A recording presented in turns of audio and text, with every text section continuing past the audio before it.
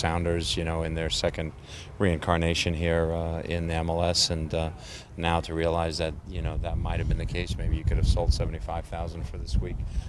Is just a fantastic feeling to have. Is there a different dynamic?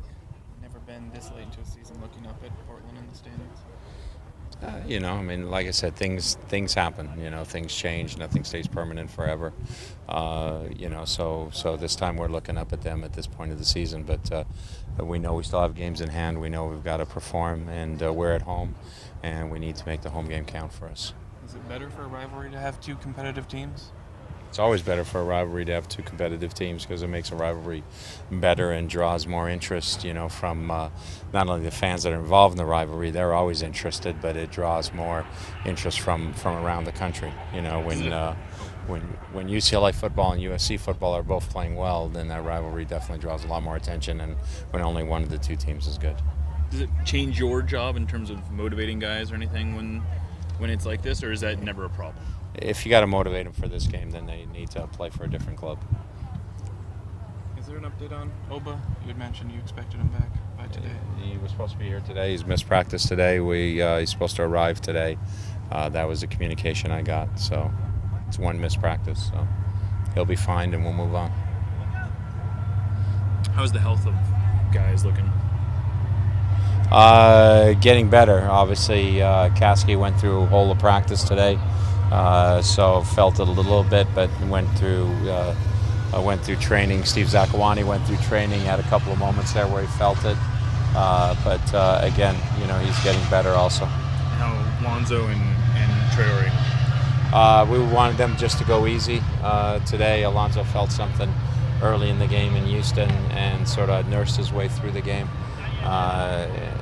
And Jimmy, took that knock late in the game. So today, we just wanted them to go easy, and then we'll see how they are tomorrow. So availability is not a concern at this point? No.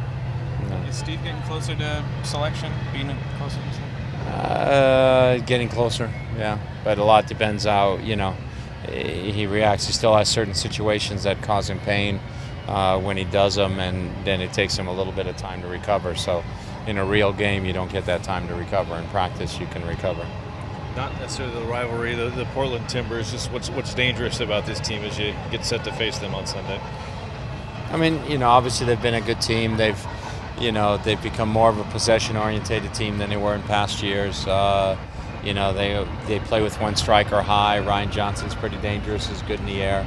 Valeri's done a good job for them playing underneath. And, obviously Will Johnson's an important player for them. I know he missed obviously the last game, but they've got different weapons. Nagby, different players who can get forward and cause danger. But our team will be ready. You got three forwards that any team in the league would want: Eddie, Oba, and Clint. What are options in getting all three of those guys on the field? That's what we got to see. We haven't really had an opportunity to play all three of them at the same time. So we just got to figure it out, because you don't know until you stick them out there in a game for sure and see what everybody's tendencies become and what they do or don't do when pressure hits, and that's when you can really tell whether it'll work in a certain formation or not. So that's something that's still ahead of us. It's unfortunate that we're 22 games in and we've got to try and figure that out, but it's fortunate that we have enough talent that if we figure it out, it should be good. I think Smetzer once got flipped off by a Timbers fan that was 6 years old. Do you have a favorite story in this rivalry through the years? I don't know. I think there was something about Schmetzer and Tommy in the log or something, but I don't know what happened there. I'll try and avoid that. No, it was just, there always used to, I think I told this one before, there always used to be this one fan. And actually I was talking to somebody from Portland when I was down there who actually knows the name of the fan, knew exactly who the person was when I mentioned it. And he just had his young daughter with him, and he's just waiting for us to get off the bus, and she's got to be like 4 years old or whatever, and he's holding her, and he's just, every obscenity he can think of, he's tossing at us, and she's like nodding her head and things like that. And I remember Pete Vinas got off the bus after me, he goes, "Good fathering," and just kept walking. So that was about it. But it's, there's obviously a lot of intensity, and there's a lot of, pride at stake for sure.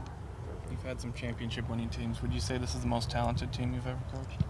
I try never to compare teams because every team has a little bit of a different persona, and you have different aspects to successful teams. You know, I mean, obviously we had some talented players when I coached in Columbus. Charlotto and a few others, but we had talented players in LA, and Ruiz had an unbelievable season. You know, you really.